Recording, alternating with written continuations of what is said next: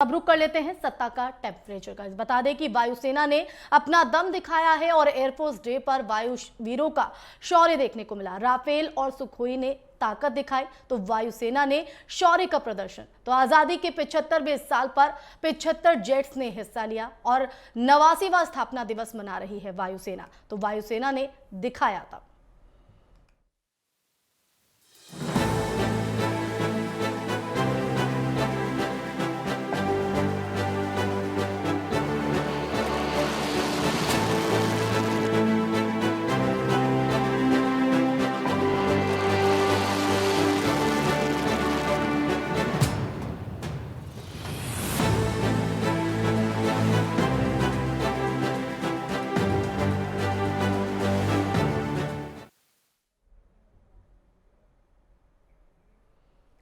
तो भारतीय वायुसेना ने अपना 89वां स्थापना दिवस दिखाया और उस दम को दिखाया और इसके जरिए कहीं ना कहीं देश को एक संदेश देने की कोशिश की विश्व पटल। बता दें कि 89वां स्थापना दिवस मना रही वायुसेना और देश को गौरवान्वित करने वाले इस मौके पर गाजियाबाद स्थित हिंडन एयरबेस पर भव्य कार्यक्रम हुआ। तो हिंडन एयरबेस पर भारतीय जेट्स और हेलीकॉप्टर्स ने अपना दम दिखाया। इससे पहले आज वहां वायुसेना के जवानों ने हैरत अंगेज करतबों के जरिए अपना शौर्य दिखाया। हिंडन एयरबेस पर पैरा ट्रूपर्स ने हैरत अंगेज करतब दिखाए। बता दें कि आजादी के 75वें साल के इस मौके पर इस साल एयरफोर्स डे परेड में 75 जेट्स ने हिस्सा लिया। हिंडन एयरबेस पर बाकी फाइटर जेट्स के साथ राफेल और सुखोई 30 ने भी अपनी ताकत दिखाई। तो ये पूरे देश ने नहीं, पूरे विश्व को कहीं ना कहीं एक संदेश देने की कोशिश की गई आसमान से। तो आसमान पर जब ये भव्य नजारा देखा गया तो हर एक जन के, हर एक इंसान के मन में कहीं ना कहीं देशभक्ति जागती हुई नजर है और खुद पर गर्व महसूस किया गया। क्योंकि आज अगर अपने वायुसेना की बात करें तो एक बहुत बड़ी उपलब्धि जो है वो उनको मिली है और पहले से ज्यादा काफी बदलाव यहां पर आया है। और आज इन्हीं तमाम सवालों के साथ चर्चा करेंगे और चर्चा में हमारे साथ रक्षा विशेषज्ञ वीएन झा जी जुड़ गए हैं। वीएन जी, बहुत बहुत स्वागत है आपका नेटवर्क 10 पर। धन्यवाद। और सबसे पहले तो आपको बहुत बधाई। 89वां वायुसेना दिवस आज मनाया जा रहा है। आप किस तरह से देखते हैं कि भारतीय वायुसेना की उपलब्धियों को और साथ ही क्या मानते हैं कि भारतीय वायुसेना पूरी तरह से सक्षम है? अर्चना जी, अपने चैनल पे बुलाने के लिए बहुत बहुत धन्यवाद।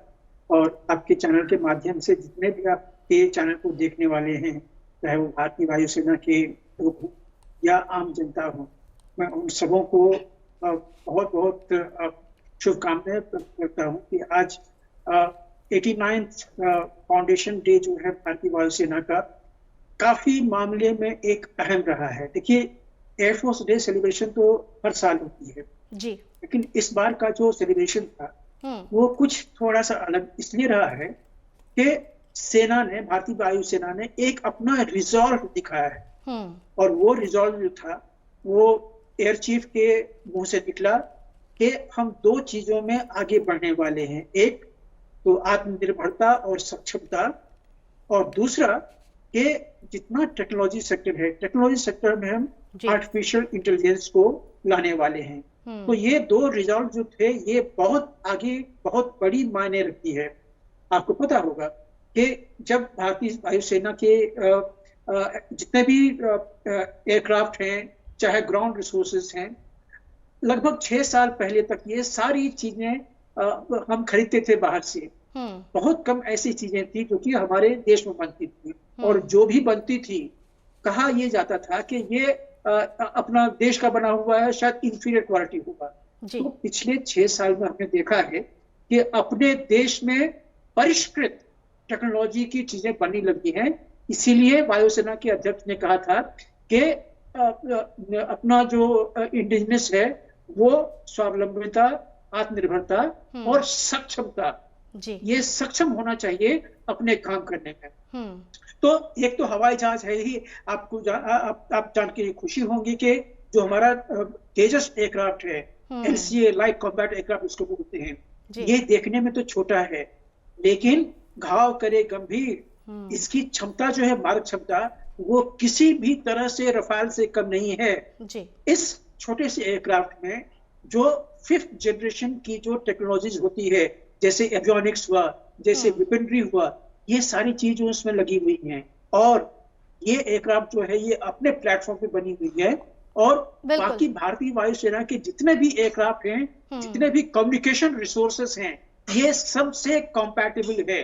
तो मतलब कि पहला जहाज, और शायद यही वजह है कि जब आसमान पर इसका नजारा देखा गया तो देश का हर एक नागरिक कहीं ना कहीं खुद पर गर्व महसूस कर रहा था, और एक कहीं ना कहीं विश्व तौर पर भी देखा जाए तो एक संदेश अपने ताकत को आभास कराने की। मैं आऊंगी, लेकिन हमारे साथ वरिष्ठ पत्रकार प्रेम कुमार जी भी जुड़ गए हैं। प्रेम कुमार जी, आज गाजियाबाद के हिंडन बेस पर जिस तरह से नजारा देखा गया, उस नजारे को लेकर आप क्या कहेंगे, और अब तक का सफर को आप किस तरह से देखते हैं वायुसेना के?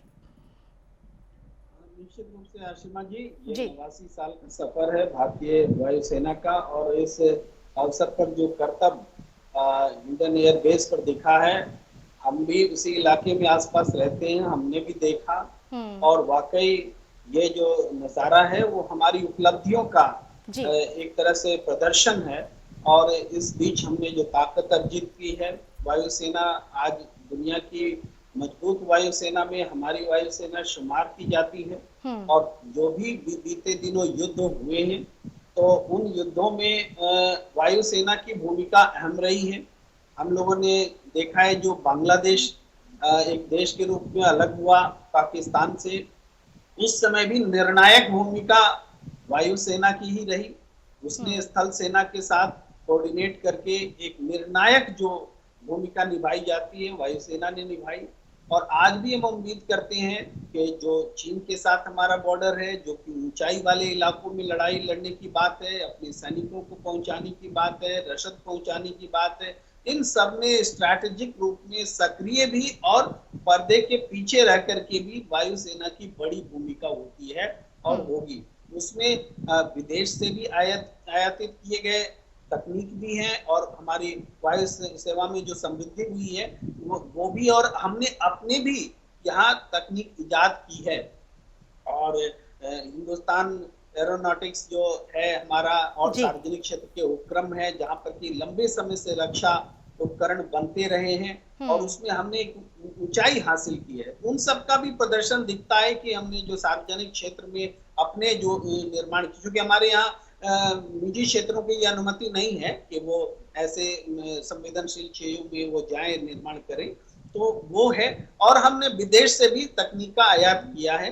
कुल मिलाकर के हमने एक अच्छा सफर तय किया है। आज हमारे पास मजबूत वायुसेना है, लेकिन इसे और भी मजबूत करने की जरूरत है, क्योंकि हमारी सीमा जो है समुद्र से भी घिरी हुई है, और वायु के ख्याल से भी, आसमान के ख्याल से भी बहुत ओपन है पड़ोसी देशों के लिए भी। तो हमें और सशक्त होने की जरूरत है, और ये हमें ये मौका हमें गौरव भरता है और हमें प्रेरित करता है कि हम इसे और मजबूत करें। बिल्कुल वीएन जी, आपने प्रेम कुमार जी की बात को भी सुना होगा। 89 साल आज पूरे हुए हैं, एक लंबा सफर यहाँ पर तय किया गया है, और उसके बाद ये दमखम दिखाई देता है। तो विश्व को तो संदेश, क्या आप मानते हैं कि कहीं ना कहीं इस आसमान से, देश के आसमान से विश्व को संदेश देने की, अपनी शक्ति के आभास कराने की, और इस सफर को तो कहीं ना कहीं आपने बारीकी से समझा भी होगा, तो हम आपसे भी समझना चाहेंगे कितना अंतर आप देखते हैं इस सफर में? देखिए, काफी अंतर आया हुआ है जी। इससे पहले कि मैं आपके प्रश्न का जवाब दूं, मैं एक छोटा सा करेक्शन देना चाहता हूँ। प्रेम शंकर जी ने कहा था कि इसमें प्राइवेट प्लेयर्स नहीं है, नहीं, इसमें चेंज आया हुआ है, क्योंकि अभी हाल के लगभग 5-6 साल में एक कॉन्सेप्ट डेवलप हुआ है डिफेंस सेक्टर में, PPP, पब्लिक प्राइवेट पार्टनरशिप। तो इसमें क्या हुआ है कि जितने भी पब्लिक सेक्टर हैं, उन्होंने प्राइवेट प्लेयर से एक समझौता किया हुआ है, एक एग्रीमेंट किया हुआ है, जिसके अंतर की दोनों चीजें आ गई हैं। एक तो डिजाइन डेवलपमेंट में वो भागीदार हो रहे हैं, और दूसरे मैन्युफैक्चरिंग। आप याद कीजिए, जब 2016 में 2017 में LCA को इंडक्ट करने का डिसीजन लिया गया था, उन दिनों में हमारी जो मैन्युफैक्चरिंग कैपेबिलिटी थी LCA की, तेजस की, 2 हवाई जहाज थी हर साल की। लेकिन पिछले 3 साल में हमने देखा है लगभग 2 स्क्वाड्रन डिप्लॉय हो गए हैं, मतलब 36 एयरक्राफ्ट के आसपास में 30-32 अभी हैंडओवर हुआ है। तो पिछले 3 साल में 32 बन गए हैं, मतलब हर साल में 10 से लेके 12 हवाई जहाज बन रहे हैं।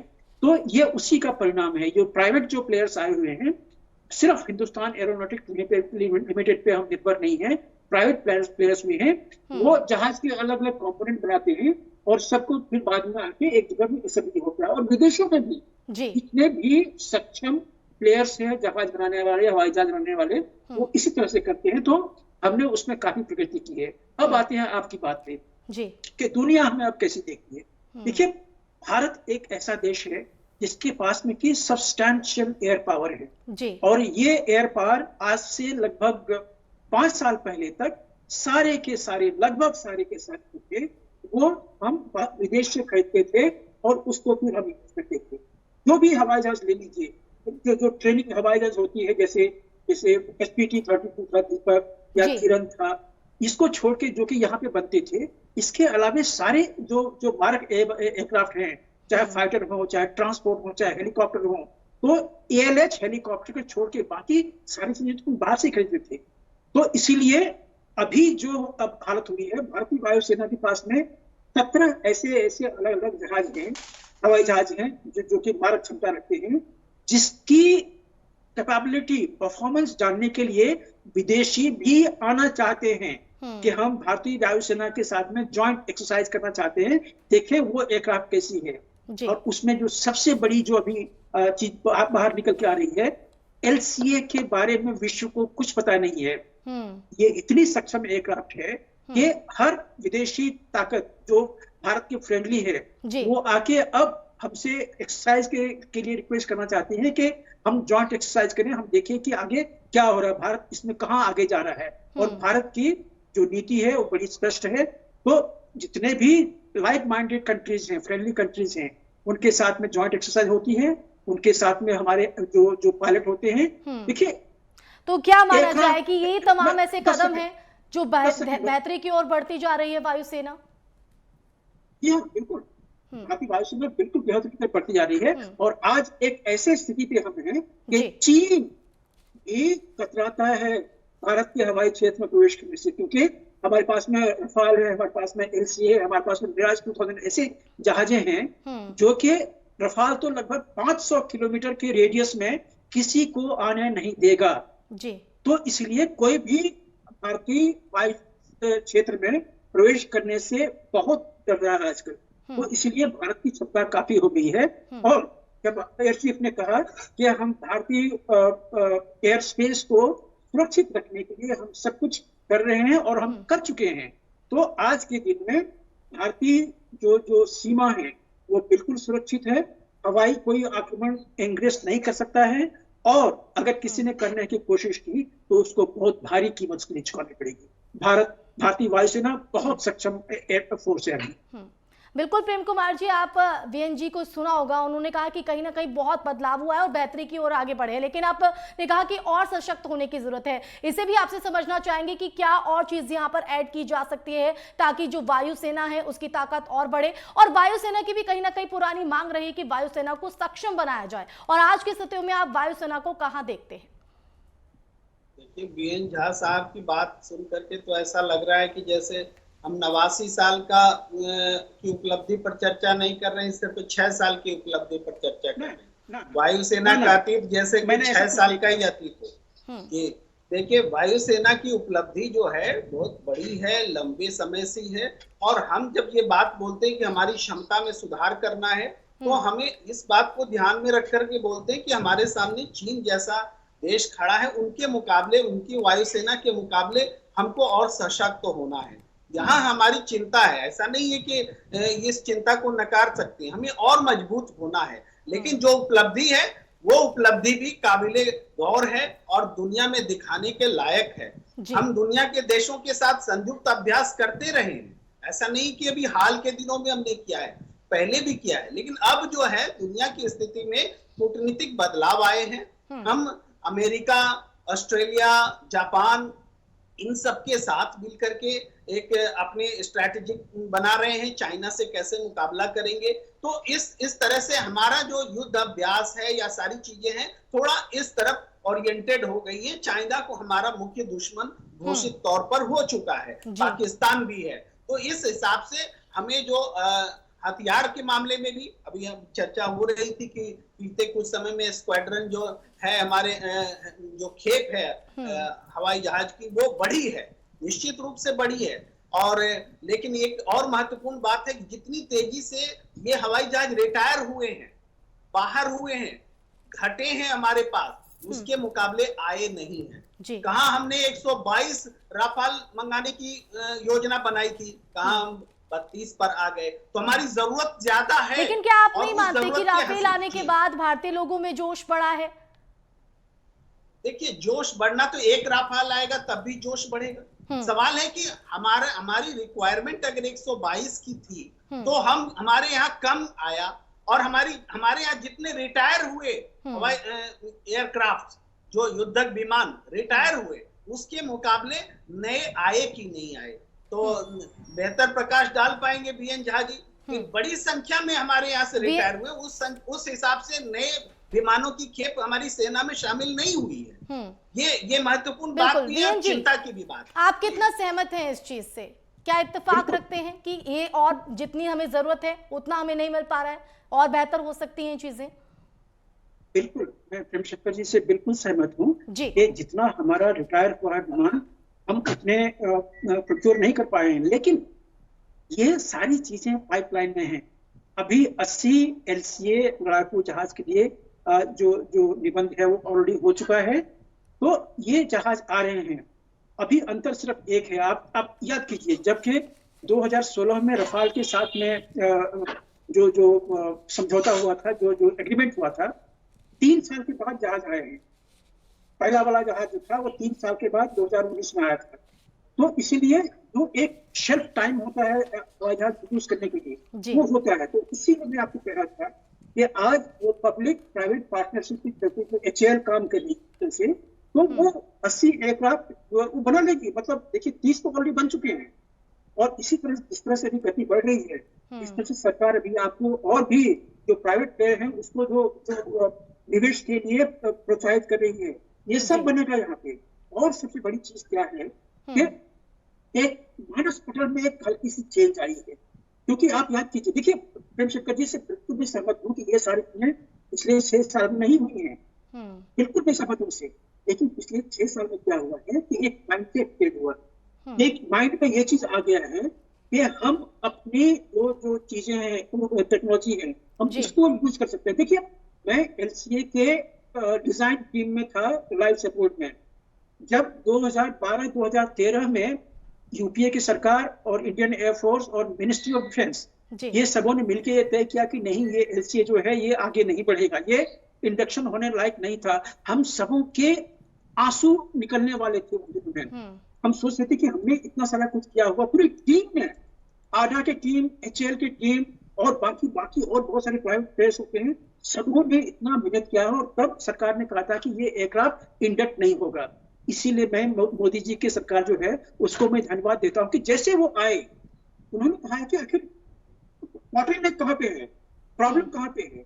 और जब एयरफोर्स, HAL और आडा तीनों साथ साथ बैठे तो पता चला कि अरे ये तो कुछ ही लगभग 900 RFAs हैं, जिसको कि 3 महीने, 4 महीने, 5 महीने में एड्रेस कर दिया जाएगा, और उसके बाद एयरक्राफ्ट जो है वो लाइन पे आ जाएगी। तो इस तरह की जो चीजें हुई हैं वो प्रशंसित है, सिर्फ हवाई जहाज नहीं। बिल्कुल, लेकिन प्रेम कुमार जी मैं आपका रुख करना चाहूंगी, लेकिन ये सब चीजें एक तरफ हैं, लेकिन अगर बात करें भारतीय वायुसेना की, तो दुनिया की बेहतरीन वायुसेना में से एक है। आप क्या फील करते हैं इसको लेकर, क्योंकि आज वायुसेना दिवस है, और इस मौके पर आप क्या कहना चाहेंगे? क्या फील आती है, क्या महसूस करते हैं आप? बिल्कुल, हमारी सेना की खासियत यह है कि हम युद्धों का व्यवहारिक अनुभव लेकर बैठे हैं जी। और आज की बात नहीं है, ये जो एक्चुअल युद्ध हमें फेस करने पड़े हैं उस समय का अनुभव है। इसके अलावा दुनिया में जो शांति मिशन होता है जिसमें हमारी सेना जाती है और वहां का अनुभव होता है। इवन 1932 में वायुसेना का बनना यानी अंग्रेजों के जमाने में बनना, लेकिन उस समय भी हम इंटरनेशनल मिशन पर हुआ करते थे। तो हमारे पास जो सेना के पास जो ज्यादा समय नहीं, मैं चाहूंगी कि संक्षेप में आप बताएं कि आज के संदर्भ में क्या महसूस करते हैं आप। हाँ बिल्कुल, इन चीजों का जिक्र ही इसी बात से है कि हमारा सेना जो है व्यवहारिक अनुभव लेकर के मौजूद है और हमारे पास वो सब कुछ है जिसमें कि हमें गर्व करना चाहिए और इंडियन एयरफोर्स पर हर हिंदुस्तानी को फख्र है। बिल्कुल आखिर में वीएन जी आपसे भी प्रतिक्रिया और देशवासियों को क्या मैसेज देना चाहेंगे वायुसेना दिवस पर?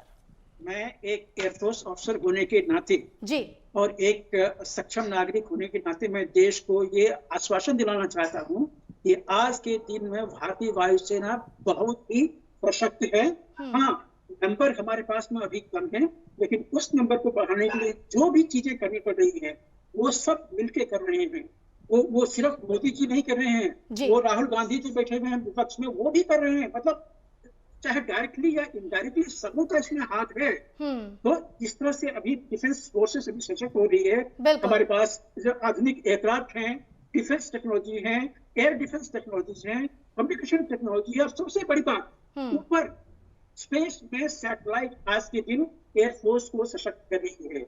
बहुत सक्षम हो चुकी है हमारी वायुसेना। बहुत बहुत शुक्रिया आप दोनों का ही इस चर्चा में शामिल होने के लिए। तो बता दें कि वायुसेना का आज 89वां सेना दिवस है और पूरा दमखम गाजियाबाद के हिंडन एयरबेस पर देखने को मिला और इस नजारे को देखने के बाद हर एक देश का नागरिक अपने आप में गर्व महसूस करता है और साथ ही दुश्मनों को भी ये जता दिया गया है कि अगर किसी ने गलत नजर से देश की तरफ देखा तो उनकी खैर नहीं। इसी के साथ सत्ता के टेम्परेचर में बस इतना ही। आप देखते रहिए नेटवर्क 10। जय हिंद।